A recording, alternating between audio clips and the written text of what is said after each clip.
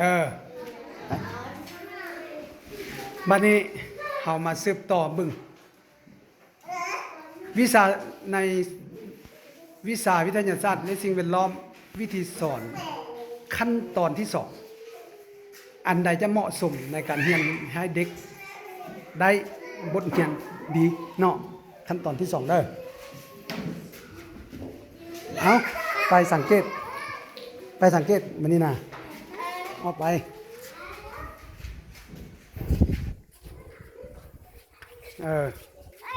ขั้นตอนที่สอง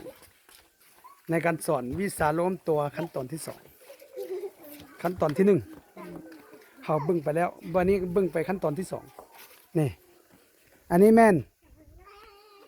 เอาสังเกตบึ้งเด้อส่วนดอกไม้นี่นะแล้วก็มีทางดอกเห็นบ่มีทางใดอันนี้แม่นห้าเนอเข้าใจบ่ห้าใบแล้วก็ดอกเห็นบ่นี่บ่ให้ลุกนี่บึ้งกกนี้มันมีหลายชนิดพืชเนาะไอแม่นกกเป็นอันนี้เนาะอันนี้เขาว่าต้นมักรอดเนาะนี่บึ้งนี้ไหมนี่บึ้งนี้ก็ได้อย่าเฝ้ามือไปหันมานี่บึ้งนี้ก็ได้นี่สังเกตกกนี้อันนี้มีอย่างใดฮะมีมะนี่ให้แล้วก็มะอันนี้เป็นใบบ่อันนี้เป็นดอกเด้อแล้วก็อันนี้เป็นมะของมันเข้าใจป่ะมะของมันเข้าใจป่ะมะอันนี้มักรอดเด้อมักรอดอันนี้มักขายมักขายเข้าใจป่ะอันนี้เป็นลำของมันลำต้นใช่ป่ะอันนี้เป็นลำต้นอันนี้เป็นใบเนาะแล้วยามนี้มันโบเป็นดอกโบเป็นมะแล้วเนาะฮอดยามมันฮัดจิเป็นเนาะอันนี้เราสังเกตบึ้งอันนี้เป็นดอกไม้เด้อเข้าใจป่ะนี่เอาเข้าใจป่ะเข้าใจเนาะอันนี้ก็ดอกไม้เนอะดอกไม้ที่เอามาปลูกใส่แอมหงเหียนนี้ให้มันงามเข้าใจป่ะอันนี้กุกหญ้าอ่อนนี้เขาเป็นอันนี้เป็นดอกของมันดอกใช่ไหมดอกของมันเข้าใจป่ะเอาดอกของมันอันนี้เป็นเบอร์อันนี้เป็นห้าเนาะอันนี้เป็นห้าเนอะ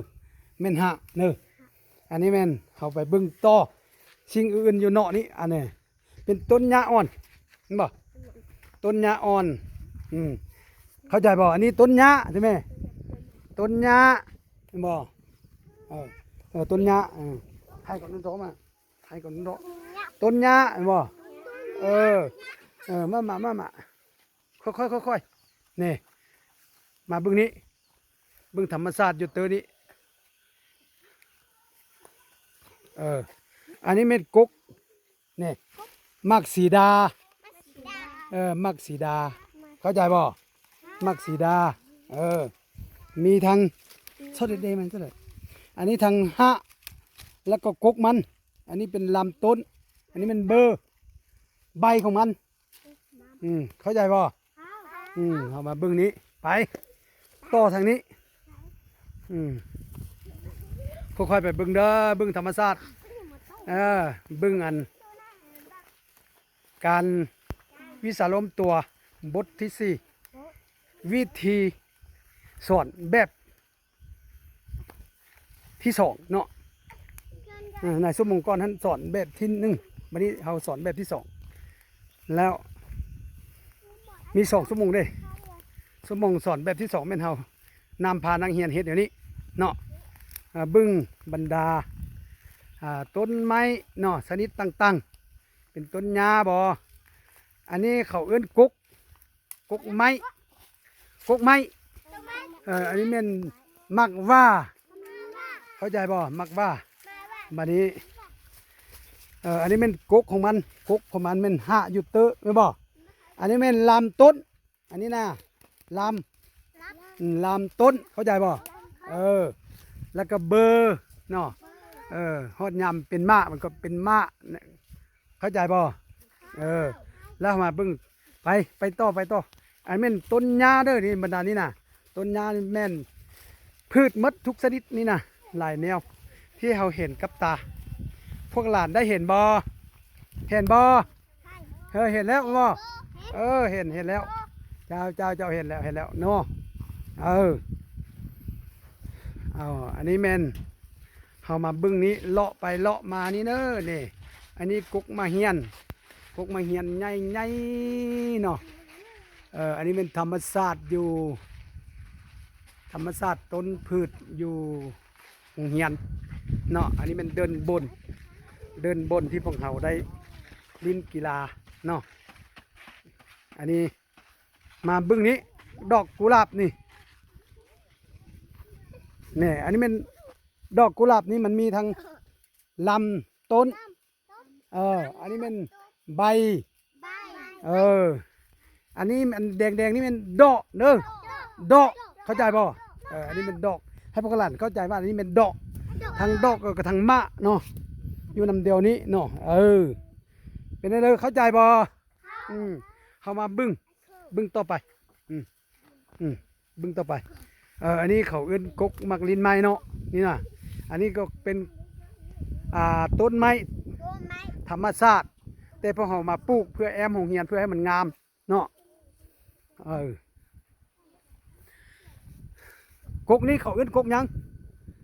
ฮะอันนี้กกไม้แปะอันนี้ไม้แปะเด้อเข้าใจบ่อันนี้แหละไม้แปะนะเด้อไม้แปะเด้อไม้แปะอันนี้เบอร์พัดเป็นอันนี้ได้เด้อลำต้นแล้วก็เบอร์ไม้แปะเป็นอันนี้เข้าใจบ่พวกหลานบึ้งเทิงพิซี่มือเทิงพิไม้แปะเบอร์มันใบไม้แปะ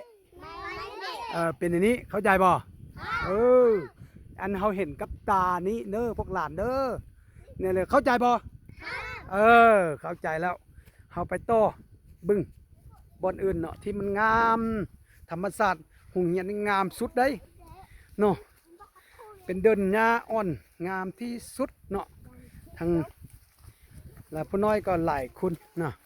ไปบึ้งธรรมศาสตร์อ้อมหุ่งเหียนนี้ต้นใบหญ้าที่เราเห็นกับตาเนาะเป็นอะไรพวกหลานเข้าใจบ่อันนี้เขาเอื้นว่าต้นยังต้นหญ้าเนี่ยต้นหญ้าเด้อต้นหญ้าเนาะอันนี้มันทั้งเป็นมะไอ้บ่อันนี้เป็นดอกของมันเนี่ยดอกของมันเห็นบ่ดอกของมันน่ะดอกของมันเป็นอันนี้เด้อให้พวกหลานบึ้งไปบึ้งต่อ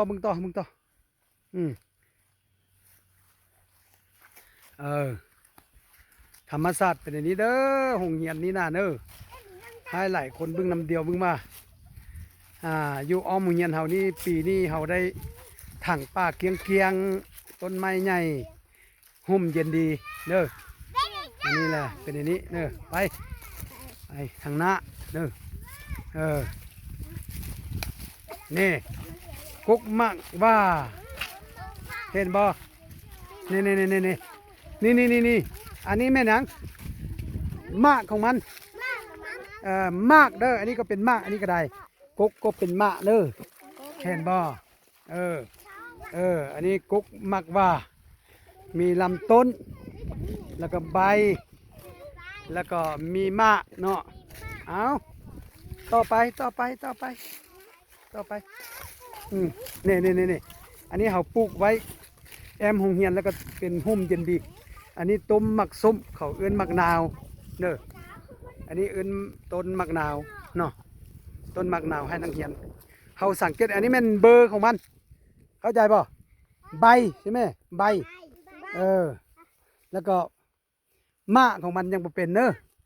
มากของมันก็มีน้อยหนึ่งบ่หลายมีแต่มากเดียวยันเข้าใจป่ะเห็นบ่อันนั้นแหละเขาเรียกว่ามะนะมะเด้อฮะเนี่ยเห็นบ่บ่เห็นซะมาสูงหิ้งเนาะเอาไปอันนี้เขาเอื้นกกมากยังฮะมากสีดา มันมีลำต้นเห็นบ่หากของมันอยู่ไหนนี่แล้วก็มีลำต้นแล้วก็ทั้งมีใบก็ทั้งเป็นมะอยู่นี่ใช่ไหมอันนี้เขาเรียกว่ามะเด้ออันนี้พวกหลานเขาจะเข้าใจว่าอันนี้เป็นมะมากสีดาเข้าใจบ่เออเอานี่มักว่ามักอย่างนี่เป็นลายเนาะปีใหม่ได้กินเด้ออย่ากวนอย่าไปเอามันทิ่มได้เด้ออย่าไปมั่งมันทิ่มได้ปีใหม่นี่เขาได้กินมักว่าแล้วเนาะพวกหลานเข้าใจบ่เข้าใจแล้วเนาะอันนี้มันกุ๊กอันนี้เขาเอื้อนว่าต้นหยังนี่นะเบอร์หลายๆนี่นะไปอันนี้ความมุ้งเขาเอื้อนว่าชุ้งเห็นบ่บัดนี้ความลาวเฮาละเอื้อนไม้หกว่าไหมไม้หกไม้หกไม้หกเนาะก็ไม้หกเราเป็นอย่างนี้เนอะพวกหลานเห็นบ่เห็นแล้วบ่เห็นบ่บัดนี้เขาเบิ่งเบอร์ถึงพี่เบิ่งมันอยู่ถึงพี่เด้อเป็นเด้อเนาะกกไม้หกเป็นเด้อเพราะว่าต้นไม้ใบหญ้าเนาะอันสิ่งที่เขาปลูกแม่นอันนี้เนาะอันนี้เป็นสิ่งที่เขาปลูกได้มักดาวเด้ออันนี้มันต้นไม้ธรรมชาติแต่เขามาปลูกแอมเป็นห่มเย็นดีอ้อมหงเฮียนซื่อๆนี่นะอันนี้เด้อต้นไม้ที่เขาปลูกนี่อันนี้เป็นต้นหมากที่เขาปลูกต้องการกินอันนี้อยู่ป่านี่บุซูมีได้มีส่วนหลายนี่มันเขาเอามาปลูกเด้อเข้าใจบ่เอาเป็นเลยพวกหลานเข้าใจบ่เขาแล้วเข้าใจแล้วเนอะบ้านนี้เขาเข้าใจแล้วเข้าใจไว้ละพืชแม่นยังเนาะพืชแม่นต้นไม้ต้นหญ้าใช่บ่ชนิดอื่นๆเนาะอันนี้มันเขามีชื่อใส่ชื่อว่าพืชเนาะพืชแม่นความเว้าทั่วไปเนาะพวกหลานเข้าใจบ่เข้าใจแล้วเนาะดีหลายใช่นะเนาะอันนี้เป็นธรรมชาติเด้อธรรมชาติของบ้านแล้วก็อ้อมหงเฮียนเดินหงเฮียนเนาะทางเตลาค้างเนาะทางข้างถึงข้างลมแล้วก็ต้นไม้ใบหญ้าที่นักเรียนได้มาจับมาใบแล้วก็มาจับมาเก็บเนาะไปบึ้งเนาะนั่นเลยมันสิเข้าใจว่าพืชแม่นังนะเนาะพืชนี้คำศัพท์ว่าพืชนี้คนละมุงแล้วเป็นผู้น้อยเอื้นว่าดอหายงเนาะบัดนี้คนเราลุ่มเฮาแล้วเอื้นว่าต้นไม้ใบหญ้าเนาะแล้วก็ปลาดงเนาะหายงเป็นปลาดงอะไรเด้อทั้งสอนทั้งผู้น้อยส่วนศาสตร์นี้เขาได้สอนได้เปรเหอะผู้น้อยจึงเข้าใจเนาะอันนี้ก็ขออภัยนำอาจารย์เมื่อทุกคนให้แหละเนาะนี่เลยอิงตามสุนบทแล้วก็สุนชาติเนาะได้เปรคันบุเขาคันเฮาบุเปรแล้วนักเรียนเฮียนไปก็บุฮู้พี่เลยคือศึกษาเนาะขออภัยนำบรรดาอาจารย์เมื่อทุกคนเนาะบรรดานักเรียนแต่ละแห่งที่เป็นนักเรียนสุนชาติเขาจะได้แนะนำวิธีสอนเนาะทางต้นทางดอกทางลำทางใบมันเขาได้แนะนำแล้วก็ได้บอกความเนาะทางเปรพร้อมเนาะให้นักเรียนเข้าใจเนาะให้นั่นแหละอาจารย์เนอะนี่เลยส่งวิธีสอนเนี่ยเลยดีเนาะเขาต้องไงเบื้องนำเดียวให้แหละเนอะวิธีที่หนึ่งเป็นอันเขาเต็มไว้ใส่กระดานให้นักเรียนเต็มเนาะวิธีที่สองเป็นเขานำพานักเรียนไปบึ้งแล้วก็เลาะบึ้งหงเรียนเนาะเลาะบึ้งทั่วเมื่อหงเรียนบรรดาต้นไม้ใบหญ้าแต่ละชนิดเนาะอันนี้แหละให้เอาไปนั่งเป็นระเบียบไปเข้าไปนั่งเอานั่งเป็นระเบียบเนอะเอาป้าไปนี้เนาะเป็นไงพวกหลานไปนอกเก็บได้อันนี้มาเนอะไม่บ่ไปนี่เข้าใจบ่พืชแม่นหยังเนาะพืชแม่นต้นไม้ใบหญ้าแล้วก็ต้นข้าวสาลีอันที่เฮาสมุงก้อนเฮาเต็มหันพวกหลานได้เต็ม รูปสาลีฮัดเนาะอันนี้มันวิธีที่1เนาะมันนี้วิธีที่2เขาสอนให้ได้รับผลดีเพื่อให้พวกหลานเข้าใจหั่นน่ะแล้วแม่นวิธีนี้พวกหลานจะเข้าใจดีกว่าเห็นบ่อันมื้อนั้นนี่เฮาเฮียนอันในสมมุติก้อนนี้เฮาเฮียนแล้วแม่นแบบว่าเฮาลักษณะแบบหัดแต้มซื่อๆเห็นแต่ต้นเดียวแล้วก็บ่ได้ไปเลาะเห็นบ่บัดนี้วิธีนี้มันอันเฮาได้ไปเลาะนี่แม่นเฮาได้เห็นต้นไม้ใบหญ้าทุกชนิดเนาะอันนี้บ่ว่าผักกูดเนาะดอกทั้งลำทั้งเบอร์เห็นบ่พวกหลานว่าต้นไม้นี้มีคุณประโยชน์ให้แก่คนเฮาเนาะเป็นต้นมักสีดาเฮาได้กินมากเห็นบ่นี่อันพวกหลานเอามากินมากอยู่นี่เห็นบ่อันนี้แหละมะสีดาเห็นบ่เข้าใจบ่อันนี้เป็นคุณประโยชน์ให้แก่เฮาเด้อบำรุงร่างกายได้เนาะเอาบัดนี้เฮามาเบิ่งอีกเนาะมีต้นไม้ลำนึงแล้วมันต้องมีหะเนาะอันนี้เป็นหะของมันเด้ออันนี้เป็นหะอันนี้เป็นลำต้นตัวนี้แม่นเบอร์ใบแล้วก็ดอกเข้าใจบ่ต้นไม้มันต้องมีนั้นเนอะให้พวกหลานเข้าใจในนั้นแล้วในเมื่อไปฮอดไสเพิ่นถามว่าพืชแม่นหยังเราต้องเข้าใจว่าพืชแม่นต้นไม้เนาะเข้าใจบ่ต้นไม้ใบหญ้าเด้ออย่าลืมเด้เนาะอันนี้แม่นต้นมักต้นเบอร์นี่มันเขาเบอร์ไม้6เด้อเบอร์ไม้6เด้อนี่บ่อันนี้แม่นคนมงขึ้นว่าลงชงลุมรอแล้วเขาเอื้อนไม้6นี่เข้าใจบ่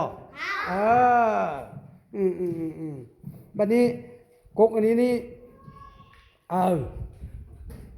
ความเราสูงเฮาเอื้อนแล้วมัน4 จุดท่อ4 จุดท่อบัดนี้ความลาวเฮาละมักสีดาชื่อบ่ชื่อแล้วบ่อันนี้เป็นมักสีดาเข้าใจบ่แล้วมันมีกกมักสีดาแล้วก็ต้นไม้ใบหญ้าทุกชนิดเนาะแล้วก็ทางต้นอันนี้มีเขาเรียกว่าดอกเนาะดอกไม้เห็นบ่ส่วนดอกไม้แล้วเอามาเพื่อเฮียนเป็นบทเฮียนในข้างหน้าไปฮอดใส่เฮาเห็นอยู่กันเลยอันนี้ก็เป็นดอกไม้นั่นแหละเนอะเข้าใจบ่ให้พวกหลานเข้าใจในนั้นเพราะว่าเฮาเฮียนมี2วิธีเฮียนอันที่1แต้มใส่กระดานเข้าใจบ่แต้มใส่กระดานแล้วเฮาได้แต้มบึ้งงามบ่เนาะสังเกตเบิ่งว่าผลได้รับเป็นจังได๋เนาะบัดนี้อันที่2แล้วเฮาไปเลาะบึ้งเนาะเฮาไปเลาะบึ้งต้นไม้ใบหญ้านี้เห็นกับตาได้จับได้บายเห็นบ่อันนี้พวกหลานเข้าใจบ่เข้าใจดีแล้วเนาะในนั้นวันนี้เราเป็นเฮาเฮียนอย่างนี้ให้พวกหลานเข้าใจว่าอันนึงแต้มใส่กระดานอันนึงเอาไปบึ้งอยู่เนาะมันก็จะคักกว่าอันเฮาบึ้งอยู่กระดานนั่นแหละแม่นบ่แล้วเฮาก็ฮู้ต้นไม้หลายชนิดแม่นบ่ตัวนี้แหละให้บึ้งนี้เด้อให้พวกหลานเข้าใจในนี้ในมือเลยกวดกานี้อาจารย์ถามว่าต้นไม้ต้นนึงมีหยังเด้แม่นบ่พวกหลานต้องว่ามีกกมีลำมีใบมีดอกฉันได้ถ้าผู้ใดบ่ได้เว้าในนี้แม่นบ่ได้เด้อเข้าใจบ่ให้ปฏิบัติในนั้นได้พวกบ่แม่นว่าสิอยู่ๆในนี้คะแนนบ่ได้เฮาต้องได้ถามก่อนผู้ใดตอบได้แล้วได้ผู้ใดตอบบ่ได้บ่ได้แม่นบ่บาดกวดกามาล่ะอาจารย์จะเฮ็ดอย่างนั้นแล้วมันให้พวกหลานจื้อเอาเข้าใจบ่ตัวนี้แม่นสำคัญได้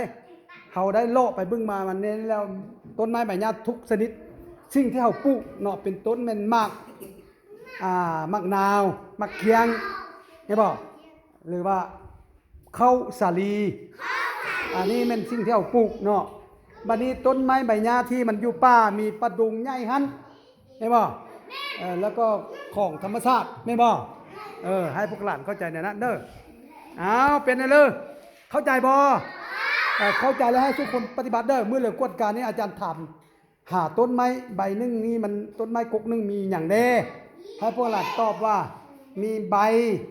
มีลำมีกกมีหะ มีดอกแล้วก็มีมากเข้าใจบ่ให้เข้าใจนั้นวันนี้เราจะอธิบายในนั้นวันนี้ความเร็วสูงนะว่านี้อีจนตรงน่ะต้นไม้ต้นนึงเด้ออธิบายความเร็วสูงเด้ออีจนตรงมั่วจีมั่วจ้ามั่วกามั่วบลงมั่วสีมั่วป้าเข้าใจบ่ชื่อไว้ให้ดีๆได้เนาะมันดอกแล้วมันป้าใบย่ำลงเนาะลำต้นนี่ลำต้นมันกาตัวกาอย่าจ่อจ่าเที่ยวเปล่าเนอะเข้าใจบ่อธิบายส่งภาษานี้ให้พวกหลานเข้าใจบ่นเลยบ่เข้าใจถามอาจารย์คืนเนาะสำหรับมื้อนี้พ่อเฮียนเนี่ยนี้ก่อนในชั่วโมงนี้เนาะวันนี้วิธีที่2เด้อสมอาจารย์เด้อขออภัยเด้อสิ่งที่อันเลยทึกอันเลยบ่ทึกอันเลยพอได้ไปใช้กันได้อันเลยบ่ได้ก็เบิ่งนำเดียวเนาะเนี่ยเลยพออันสอนให้ผู้น้อยเข้าใจซื่อๆนี่นะวิธีที่1ก็ในชั่วโมงคือชั่วโมงที่1หั่นแหละเนาะวันนี้วิธีที่2มันคือชั่วโมงที่2นี่อันเลยผลได้ครับดีกว่าและให้สมอาจารย์พวกเขาเบิ่งนำเดียวให้เนี่ยเลยมันจะได้ดีนะเนี่ยเลยผลได้ครับนักเรียนก็จะเข้าใจดีอันนึงได้จับได้ใบอันนึงเขาแต้มผู้แล้วบ่ได้จับได้ใบเนาะอันนี้มัน2วิธีนี้แล้วให้หมู่คู่ด้วยกัน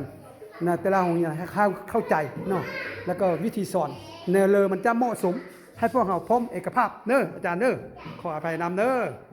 ในนั้นแหละอาจารย์เนอะ